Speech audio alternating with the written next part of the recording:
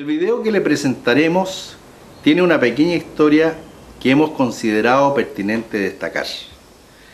En 1980 se reorganizó la democracia cristiana universitaria de la Universidad Católica de Valparaíso, impulsando una resuelta lucha por la defensa de los derechos humanos, por una universidad libre y la recuperación de la democracia perdida. Con esa plataforma ganamos la Federación de Estudiantes en 1983. En ese contexto, la DCU invita al camarada Radomiro Tomic a exponer su visión sobre el 49 aniversario del Partido Demócrata Cristiano. La sala aula media de la Casa Central se repletó de estudiantes. La directiva de la DCU con gran hidalguía acompañó a Tomic. Se destacan los dirigentes Aldo Villaseca, Edmundo Bustos, Paulo Anduesa y Fernando Román. Al ser informado de la visita de Tomic, se me ocurrió que dada la situación imperante, era imprescindible registrar ese histórico acontecimiento. El video lo guardé como hueso santo durante 31 años, fue grabado en el sistema VHS, por lo que técnicamente es deficitario, razón por la cual hicimos un trabajo de edición para rescatar las partes más representativas de la exposición de Tomic. El documental se dividió en 4 capítulos, el primero titulado La Fundación de la Falange, el segundo Los universitarios como factor de cambio, el tercer capítulo Evaluación del gobierno de Eduardo Frei Montalva y finalmente un cuarto capítulo denominado La unidad social y política del pueblo. Los invito a ver a Radomiro Tomic Romero.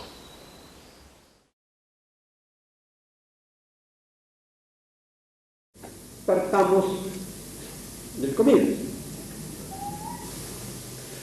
Yo creo que nuestro entorno, el entorno básico, patriótico y ético, no era distinto del que tienen ustedes hoy. Tal vez ustedes lo tienen hoy mucho más dramático que en nuestro tiempo. Éramos universitarios como ustedes.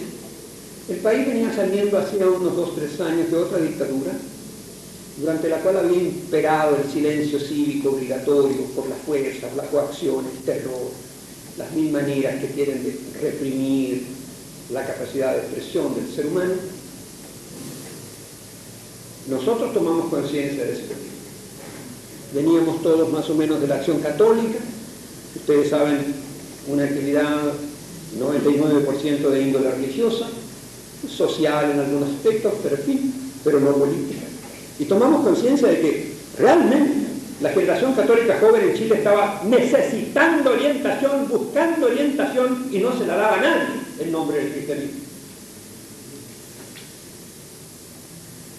De ahí, de esta imposición de la historia, de la vida, un grupo de nosotros, yo era en ese momento el más joven de todos ellos, encabezado por Bernardo Leighton, que era realmente una figura esplendente de la política de la gente joven en esos años.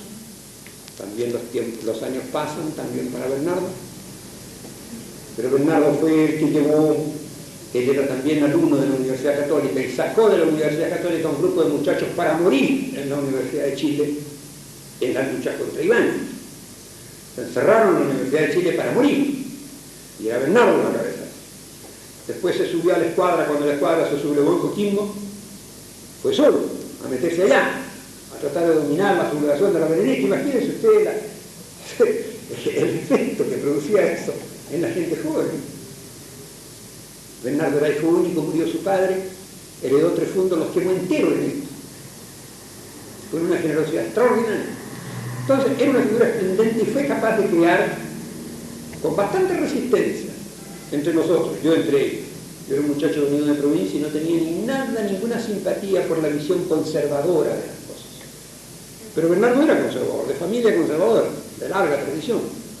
Y fundamos, para cortar esta historia que se está alargando demasiado, lo que se fundó el año 35, no es la democracia cristiana. El año 35 se fundó el Movimiento Nacional de la Juventud Conservadora. Ustedes ven cómo se busca la verdad aquí en mi casa. cómo uno se mueve entre cortinas tratando de encontrar a sí mismo qué soy, qué quiero.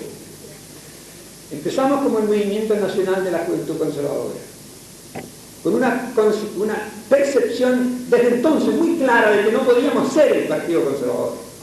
Por eso nos llamamos no Juventud Conservadora, sino Movimiento Nacional de la Juventud Conservadora. Reclamamos autonomía en los estatutos y nos instalamos en un local separado. Bueno, al cabo de un par de años, en realidad al cabo de 3 años, las tensiones internas eran de tal naturaleza que el presidente del Partido Conservador, no voy a dar nombres porque no se trata de que quede nadie aquí con una imagen personal disminuida, no tiene objeto. Yo era presidente provincial de Tarapacá. Me dice, mire Tommy, váyanse de una vez, porque ustedes son comunistas y nosotros conservadores. Ignacio Palma fue entre nosotros el fundador de la Falange Nacional. Con resistencia de algunos, no mía, afortunadamente. Pero en el aniversario del año pasado, Bernardo Leighton, que es realmente un modelo de generosidad, de cristianismo, el hermano Bernardo, como lo llaman, tuvo él la generosidad de reconocer en el discurso de los 80 o 90 que nos juntamos en el almuerzo, yo me opuse a que Palma creara la Falange Nacional. Pero Palma la creó. Palma era presidente del partido y dijo, no vamos a seguir con esto el Movimiento Nacional de la Juventud Conservadora. En la misma medida en que estamos reclamando un grado de autonomía estatutario, lo vamos a reclamar ahora un grado de autonomía o un nivel de autonomía conceptual que se va a traducir en otro rostro, otra cara, otro nombre. Nos vamos a llamar la Falange Nacional. En el segundo capítulo que presentaremos, Tomic sostiene que la suerte del partido cambió a partir de los años 50. Con el triunfo de la democracia cristiana en las 8 universidades chilenas. Resultaba muy significativa para los jóvenes universitarios esta revelación de Tomic, por la correspondencia que había con los hechos que estaban ocurriendo, pues precisamente en medio de la dictadura, la democracia cristiana se imponía ganando en casi todas las universidades las federaciones de estudiantes. La poderosa democracia cristiana de la Universidad Católica de Valparaíso logró en ese periodo 6 presidentes de federaciones: Tobar, Anduesa, René Lúez, Gerardo Muñoz, Jorge Bustos y Cachorro Díaz.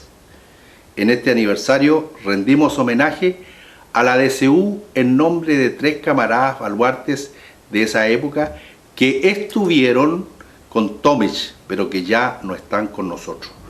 Me refiero a Daniel Foligati, Aldo Villaseca y Óscar Serrano Seguel. La victoria de la Universidad Católica de Valparaíso continuó ascendentemente en todo el país, con Sergio Mico y el Pete Cisterna en la Universidad de Concepción, Andrés Rengifo en la Universidad de Santiago, Tomás Jocelyn Hall, Alex Figueroa, Claudio Rego en la Universidad Católica, Jerko Ljubicic, Humberto Buroto, Germán Quintana en la Universidad de Chile, Aldo González en la Universidad Santa María, Omar Jara en la UPLA, Fernando Olmedo en la Universidad de Valparaíso. Y tantos otros camaradas que, como Mario Martínez, formaron parte de la generación 80 y que también fueron un factor de cambio en la recuperación de la democracia chilena. Veamos a Tomic.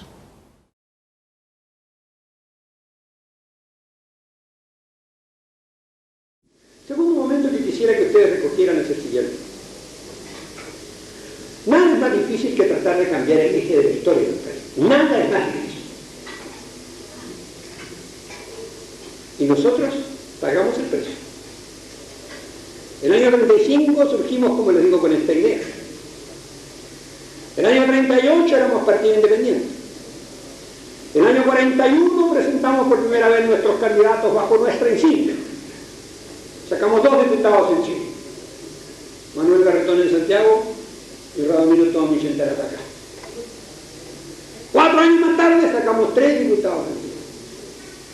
4 años más tarde, ya estamos en el 49, sacamos 4 diputados en Chile. 4 años más tarde ya estamos en el 53. 18 años después de la fundación, sacamos 5 diputados.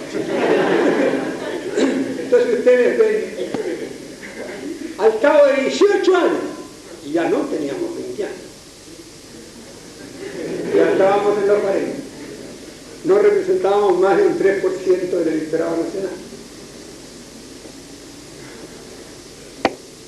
Pero entonces se produce esta cosa prodigiosa que se produce con el crecer de las ideas, que no tiene símil alguno con el crecer biológico. Es un proceso oscuro. ¿Qué ocurre en el invierno? En el invierno aparente, como dice un gran poeta inglés, si estamos en invierno, no puede estar lejos la primavera. ¿Por qué creo? El año 54 ganamos la Federación de Estudiantes de la Universidad de Chile. El año 55 ganamos las 8 federaciones de estudiantes de las 8 universidades de Chile. Fíjense ustedes esta cosa absolutamente desconcertante. Mientras representábamos apenas un 3-4% del electorado nacional, mientras solo teníamos 5 diputados en 147 y ni un senador en los 45, representábamos la mayoría absoluta de la generación universitaria joven de Chile entero. Fue en la mente y en el corazón, porque las dos cosas me interesan a mí destacar. La transformación de la historia no lo hace solo la inteligencia, la hace la inteligencia más la emoción, más el corazón, más el compromiso humano, más la solidaridad que no se expresa en términos intelectuales, algebraicos o matemáticos, sino que compromete otra dimensión del hombre. Cuando estas dos cosas marchan juntas, recién ustedes pueden realmente utilizar fuerzas capaces de transformar la historia. Bueno, eso se produjo entre la generación universitaria joven en Chile en los años 54 y 55. Bruscamente el país impuso de que las 8 universidades chilenas eran mayoritariamente demócratas cristianas. Nuestra propia visión tuvo esa capacidad galvanizadora en la mente y en la conciencia de la gente joven en los años 50, y las vimos en las federaciones universitarias, y optaron por nosotros.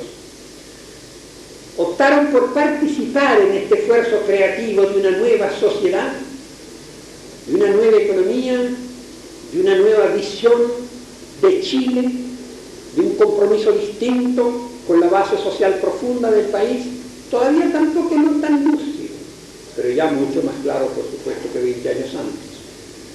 Y el hecho concreto es que las 8 universidades eran demócratas cristianas. Y cambió todo. La próxima elección, 18 diputados, 28 diputados, 88 diputados.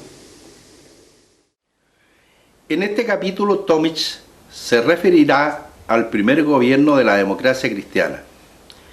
Tomic afirma que el gobierno de Frei es uno de los 3 mejores que ha tenido Chile en su historia. Considera que uno de los errores cometidos fue la incompatibilidad entre la reforma social y la mantención de las estructuras capitalistas.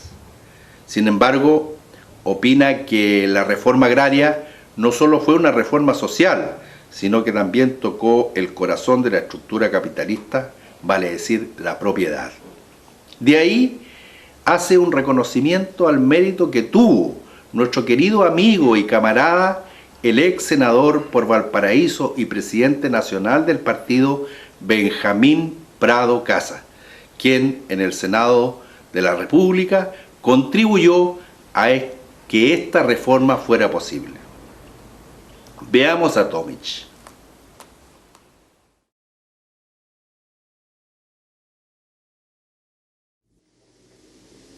Ganamos el poder en el año 64 con la candidatura de nuestro camarada, un chileno eminente, Eduardo Frei.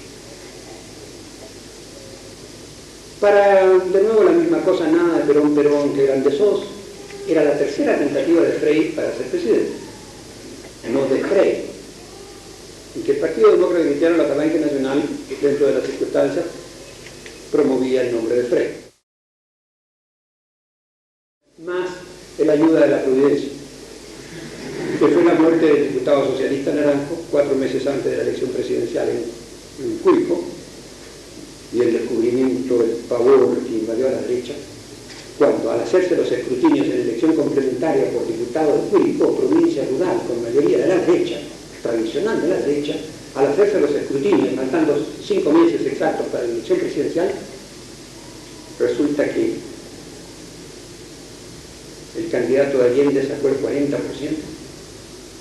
el candidato de la derecha sacó el 33% y el candidato nuestro sacó el 27%. Era absolutamente claro que 5 meses más tarde, cuando los votos se contaran, no solo en Curicó, provincia agrícola, sino en Valparaíso, en Concepción, en Santiago, en Antofagasta, en Punta Arenas, en los grandes centros industriales del país, la victoria de Allende iba a ser aterradora. Entonces se produjo el pánico del candidato de la derecha, el candidato presidencial de la derecha, tomó el micrófono esa noche en Curicó y anunció que retiraba inmediatamente su candidatura, porque si no, el 4 de septiembre para la elección presidencial no se iba a poder caminar por las calles, porque los cuajarones de sangre que iban a derramar los pobres no iba a poder andar nadie. Pero los cuajarones de sangre no lo estoy inventando esta tarde, fue exactamente la expresión que usó. Vamos andando reparando todos los cuajarones de sangre que van a llenar las calles de Santiago, los pavimentos que lleva toda la ciudad de Chile, de manera que yo